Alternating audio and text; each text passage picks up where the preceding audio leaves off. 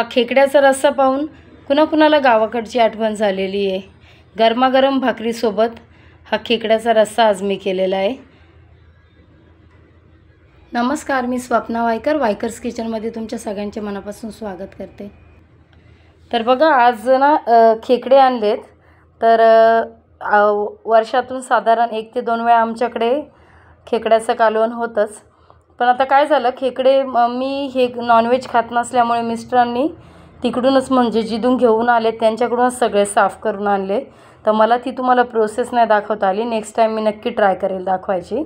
तर बघा, व्यवस्थित त्याचं वरचं आवरण काढून टाकलं आहे आणि आतमधून असे साफ करून त्याचे पाय वगैरे सेपरेट ठेवलेले आहेत करून। तर आता हे स्वच्छ जवळजवळ 6 ते 7 पाण्याने धुवायचं आहे आणि त्याच्यानंतर मग असं दिसतं ते व्यवस्थित।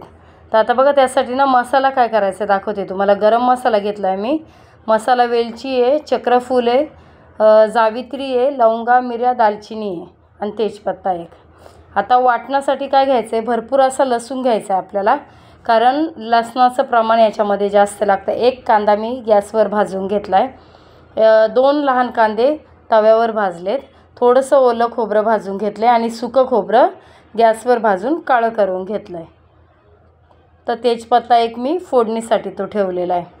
अद्रक घेतलं आहे साधारण 1.5 इंच। आता याच्यामध्ये ना कोथिंबीर टाकून घ्यायची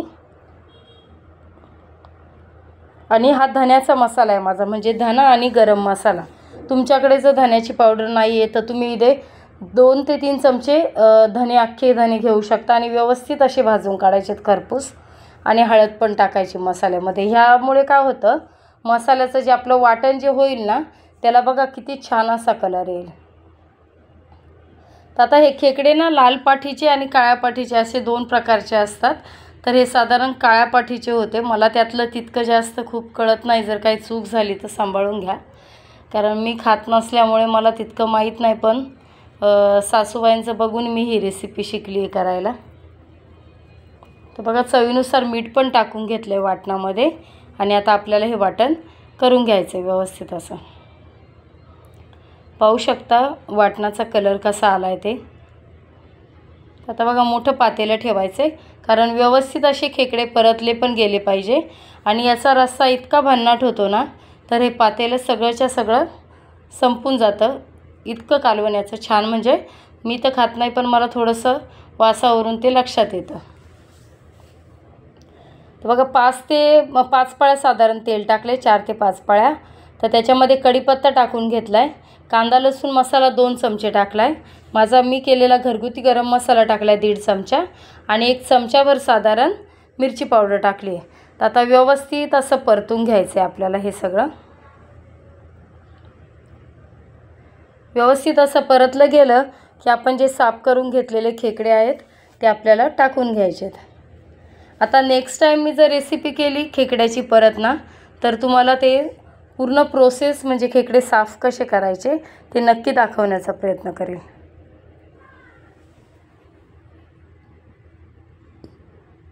बघा, सगळं मी त्याच्यामध्ये ना त्याचे मोठे पाय खेकड्याचे आणि म्हणजे नांग्या बोलतात त्याला, आणि जे खेकडे आहेत ते खेकडे टाकून घेतलेत। कुणी त्याला चिंबोरी पण म्हणतं, तर आमच्याकडे खेकडाच बोलतात, त्याच्यामुळे मी खेकड्याचं कालवणच नाव दिलं आहे त्याला। तर व्यवस्थित असे परतून घ्यायचे आहेत, अगदी त्याच्यामध्ये मसाला प्रॉपर मुरला गेला पाहिजे। आणि जे बारके बारके त्याचे पाय असतात ना त्याला पांगुडे बोलतात, तर ते तसेच ठेवायचे। त्याचं आपल्याला मिक्सरमध्ये वाटण करून त्याचा रस्सा गाळून काढून घ्यायचा याच्यामध्ये टाकायला, त्याच्यामुळे रश्श्याला खूप छान टेस्ट येते ती प्रोसेस केल्यामुळे। तर आता बघा, जे वाटण केलेलं आहे आपण सगळं, कांदा, खोबरं, लसूण, अद्रक, कोथिंबीर आणि धना पावडरचं, हळद पावडर पण टाकलेली, अगदी परफेक्ट सगळं प्रमाण झालेलं आहे। त्याच्यामुळे तुम्ही कलर पाहू शकता मसाल्याला कसा आला आहे आणि पूर्ण जे मसाला जितका पाहिजे गरजेचा तेवढा मसालाही झाला आहे। आता आपल्याला रस्सा याच्यामध्ये भरपूर असा रस्सा करता येतो। तुमच्याकडे घरगुती मसाले नाही आहेत तर तुम्ही लाल तिखट आणि संडे मसाल्याचा वगैरे बघा, जरा झाकण ठेवायचं आणि वाफ येऊन द्यायची साधारण 5 ते 10 मिनिट। म्हणजे काय होतं, हा मसाला व्यवस्थित असा त्या खेकड्यामध्ये आतमध्ये मुरला जातो।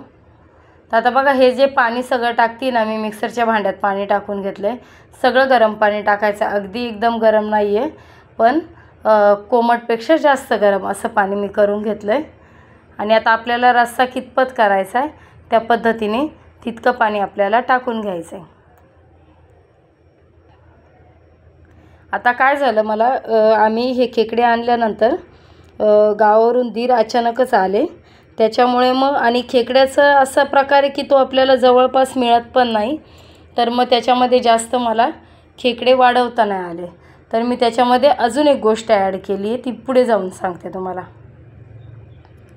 तर बघा व्यवस्थित अशी कालवणाला उकळी येऊन द्यायची चांगली.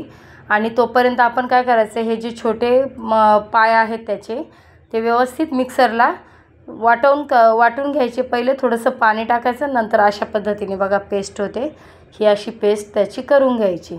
आता त्याच्यात खूप सारं पाणी टाकायचं, म्हणजे अजून मला साधारण किती रस्सा वाढवता येईल ना तेवढंच टाकायचं, कारण ऑलरेडी रस्सा मी बराचसा केलेला आहे. तर आता याच्यामुळे कालवण अजून घट्ट पण होणार आहे, आपला रस्सा जो होणार आहे तो घट्ट पण होणार आहे. आणि जी चव बोलतात ती ह्या पायांचे जे असते त्याच्यापासून कालवणाच्या याला चांगली चव येते. तर बघा हा चोथा काढला आहे. आणि याच्यासाठी जे पण मी वापरते गाळणी, ती गाळणी सेपरेट असते, ती दुसरी कशालाच वापरत नाही, कारण मी नॉनव्हेज खात नसल्यामुळे मला ह्या सगळ्या गोष्टी खूप जास्त सांभाळाव्या लागतात. तर पाहू शकता जवळजवळ खेकडा शिजत आला आहे. कमीत कमी 20 ते 25 मिनटं ना आपण रस्सा टाकल्यानंतर 20 मिनिट कमीत कमी उकळून द्यायचं आहे कालवण, तेव्हा ते व्यवस्थित असं शिजलं जातं. त्याच्यानंतर शेवटी हे जे टाकायचं हे शेवटी टाकायचं, कारण हे पाणी टाकल्यानंतर तो रस्सा असा फुटल्यासारखं दिसू शकतं, म्हणून सुरुवातीलाच हे जे पांगुड्याचं पाणी आहे ते टाकायचं नाही. तर बघा आता मी काय केलं, 4 अंडी उकडली आणि ती त्याच्यामध्ये टाकून घेतलीत, कारण एक व्यक्ती एक्स्ट्रा झाल्यानंतर माझ्याकडे रस्सा भरपूर होता, पण खेकडे कमी पडणारे हे माहीत होतं. मग त्यासाठी अशा पद्धतीची ट्रिक वापरायची. आणि खेकड्याच्या कालवणामध्ये बऱ्यापैकी अंडं वापरतात बरीचशी लोक, ज्याच्या त्याच्या आवडीनुसार आहे, त्याच्यामुळे अजून चांगली टेस्ट येते असं म्हणतात. तर पाहू शकता आपण ते पांगुड्याचा रस्सा जो मी गाळून टाकला आहे तो टाकल्यानंतर आणि अंडी टाकल्यानंतर साधारण परत 10 मिनिट व्यवस्थित असं मंद आचेवर उकळी यायला ठेवलं आहे कालवण. तर आता बऱ्यापैकी अशी उकळी आलेली आहे आणि भन्नाट असा हा रस्सा झालेला आहे, अगदी घरभर त्याचा वासही सुटलेला आहे. पाहू शकता तुम्ही, अगदी घट्ट पण नाही, एकदम पातळ पण नाही आहे. टेक्स्चर कसं आलं आहे, तरी कशी आली. सगळे माझे मी बनवलेले घरी मसाले मी बनवलेले जे आहेत ते वापरलेले, सगळे मसाले वायकर्स किचनमध्ये टाकलेले आहेत. तुम्ही नक्की जाऊन पाहू शकता, गरम मसाला बाय वायकर्स किचन. ह्या वर्षी काय झालं, नवीनच सुरुवात होती आणि माझ्याकडे ट्रायपॉड पण नव्हता. ते ट्रायपॉड नव्हता ना तेव्हाच मी मसाला केला होता. मला तितका सविस्तर असा व्यवस्थित नाही मला त्याचा व्हिडिओ करता आला, पण नेक्स्ट इयरला मी खूप छान मसाल्याचा व्हिडिओ करणार आहे. तुम्ही नक्की माझा मसाला ट्राय करा, कोणताही बाहेरचा मसाला वापरायची गरज नाही आहे. तर बघा अशा पद्धतीने हा खेकड्याचा रस्सा तयार आहे. आणि तिघांनी अगदी संध्याकाळी तो सगळा फस्त करून टाकला होता एकाच टायमिंगला, इतका छान तो खेकड्याचा रस्सा झाला होता. तर रेसिपी नक्की ट्राय करा आणि कशी झाली आहे, तुम्हाला आवडली आहे का, कमेंट्स करून नक्की सांगा. रेसिपी आवडल्यास लाईक शेअर करा, ज्यांनी सबस्क्राईब केलं नसेल त्यांनी सबस्क्राईब करा. तर आपण आता ही खेकडा रस्स्याची थाळी वाढून घेऊया. 15 दिवसातच आता श्रावण महिना लागणार आहे आणि 2 महिने जवळजवळ आता नॉनव्हेज खाता येणार नाही आहे. तर नॉनव्हेज प्रेमींनी अवश्य हे खेकडा रस्सा करा.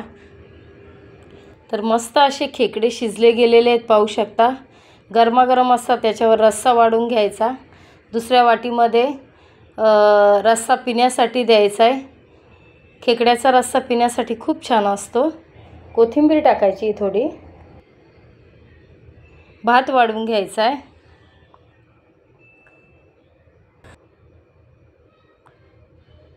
कांदा, लिंबू आणि गरमागरम भाकरी अशी चुरून खाण्यासाठी द्यायची आहे. तर रेसिपी आवडल्यास लाईक शेअर सबस्क्राईब करा आणि तुमच्या छान छान कमेंट्स करून पण अवश्य सांगा. आणि मसाल्यांची लिंक मी डिस्क्रिप्शन बॉक्समध्ये दिलेली आहे. नक्की ट्राय करा मसाले पण. थँक्यू.